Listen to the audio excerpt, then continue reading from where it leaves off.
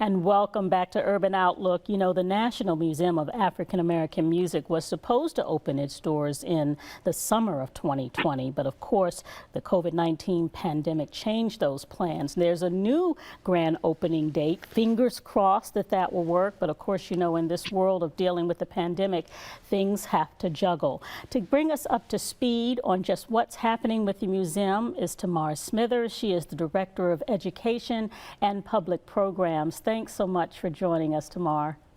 Thank you. Thank you for having me. So excited to be here. Oh, no, To go. talk a little bit. Okay, so to talk a little bit about the project, it's a project that's been in the making for over 20 years. Yeah. I probably say it's really picked up steam within the last 13 years. And in regards to programming and events, we have been operating as a museum without walls. Our mission is to educate the world, preserve the legacy, and celebrate the central role that African Americans play in creating the American soundtrack. And so, Museum Without Walls, what that means is all of our programs and events are actually in the community here in Nashville and surrounding areas, but we also have programming across the nation. And so we have an array of programs for, I like to say, students of all ages. So from the babies all the way up to, I like to say, seasoned folk.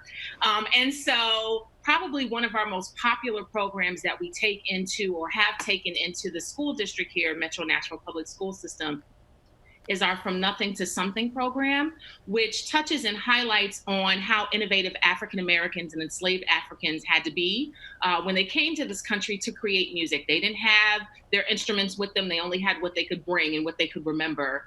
And so it's 7 units. We teach on the spoons, the harmonica, the washtub bass, the cigar box guitar, the banjo, and we also have a lyrics unit. And it really is an opportunity for the students to get the historical context of the instrument, where it came from, but also gives them an opportunity to play the instrument. And they're really able to engage with a well-known teaching artist or musician here in the Nashville area. So how does this, you get the instruments to the students prior to the course? Is that how this works So, and looks? so Yeah, so we bring the instruments with us. Wow. So if we're going into the schools, if we're going into different community-based organizations, we'll figure out how many students are there, and we will bring those instruments with us. It's almost as though you anticipated something like a pandemic happening with the virtual way that Right. you're doing a lot of things. So hats off to anticipating the need there. Thank you so much. Thank you so But it's much. good to know that this program and the programs and the offerings that you have there at the museum can come not only to students here in Middle Tennessee, but across the country, which I think is impressive. Was that the original goal for this concept of the museum? Yes, because we are a national museum, you know, the word national has always been at the fore of the programming and the work that we do. And so while we started here in the Nashville and surrounding communities, we always knew that that was something that we wanted to aspire to, taking our programs outside of the Nashville area and being able to engage and touch people all over the world, really, and really encourage people to come and visit the museum when we open. We've got so many resources, some would say. Our National Museum in Washington, D.C., for instance, plays a major role. We've got other institutes, historically black institutes that have their own collections there. Where does this particular museum fit in when you talk about capturing the stories and the history of our people when it comes to music? Absolutely. So, you know, we have museums that cover maybe a specific genre or a specific artist. And I like to think, or we like to think, that our museum is different in the fact that we are covering the experience on a chronological scale. So we're talking about the historical context of the music, how it how it transformed throughout the years and where we're at today. It's also interesting to me that, you know, you've been juggling and dealing like most institutions with this virus, but is there a grand opening date that you have in mind, if all things work out, of course? Yes, so we are scheduled for a soft opening in fall 2020. We don't have a specific date yet, and as soon as we do have that, we'll make sure we share that information with you. But we're looking to have more of a grander scale of activities sometime in 2021. a 56,000 square foot facility. When you open the doors, what will people see? What will it be like walking through the museum? So when you open the door, you come into the lobby area.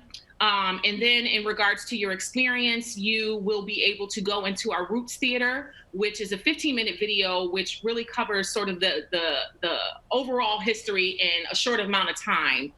And then from there, you will go into one of our 5 permanent galleries. Our Rivers of Rhythm Pathways is our gallery that connects all of our galleries. So you have Wade in the Water, you have Crossroads, you have A Love Supreme, One Nation Under a Groove, and then The Message. And so you'll really be immersed in this musical atmosphere. And for example, our Rivers of Rhythm Pathways is the connector between all of our permanent galleries. And in this particular area, there will be moments where we have these takeover moments. So there will be these key iconic moments in musical history. The lights will go down, and then you'll see, I don't know, it could be Whitney Houston singing the national anthem. It could be Beyonce doing something. It could be these really fantastic, immersive moments. So we're really excited about that. And really, just being in the space itself, you can't help but just feel the music. When you said One Nation Under a Groove, I had a flashback at a Parliament Funkadelics Yes. concert back in the day. So I don't know if that's what the theme of that particular one is, but it sounds Yeah, well, dynamos. Like, thank you. Well, I want to speak a little bit to that. So, One Nation Under a Groove is our tagline, and we took it from Parliament, yes. But it really speaks to the power of music as a unifier. We know that music is an outlet, and it is a unifier. And so, One Nation Under a Groove, we are all One Nation Under a Groove. We are all, seeking and aspiring the same things and the same goals in life, and we all want to be on one groove. And so that's our tagline. great concept. I wonder what might surprise people about what they see. I think in a nutshell, folks understand the value that through history we have brought when it comes to music. But what might be surprising at the museum that will catch people off guard in a nice way?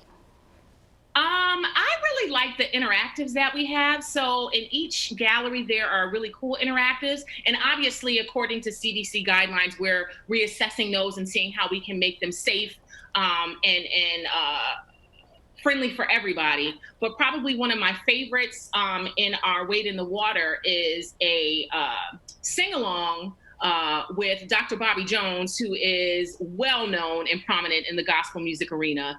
And so you're able to sing along with him in the super choir, the Nashville Super Choir. So that's pretty cool. We also have an interactive in the Message gallery where you're able to get into a studio booth. And you can battle somebody, you can do a freestyle, you can create some of your own music. And so I really think that if people are going to be surprised, they're going to be surprised by the interactives and just really the way that the story is told. We like to say that, this is a story that has not been told before, and particularly in this way and in this fashion. Excellent. Yeah, even for those folks that might not have the voice to sing, sounds like you're going to let them make a That's all joyful right. Come noise on no in. matter what, huh? So next Right. steps, if people are interested in sort of keeping up with the latest, what should they do? How should they stay in touch? How should they make sure that they know when things will open, what resources are available? What's the best way to do that? Yes, so they can visit our website at www.blackmusicmuseum.org. We have all of our information up there and up to date.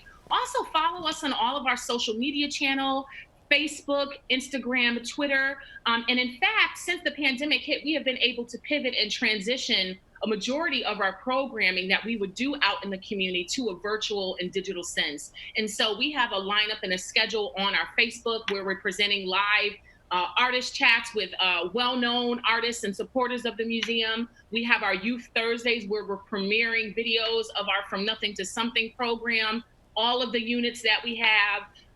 We also do some premieres on Mondays and also on Saturdays. So I would just say follow us on social media and visit our website for resources and things like that. Tanar Smithers, thanks so much for being with us and sharing all that wonderful news about the National Museum of African American Music. We appreciate you, and we also appreciate all of you for watching today. We'll see you again next time.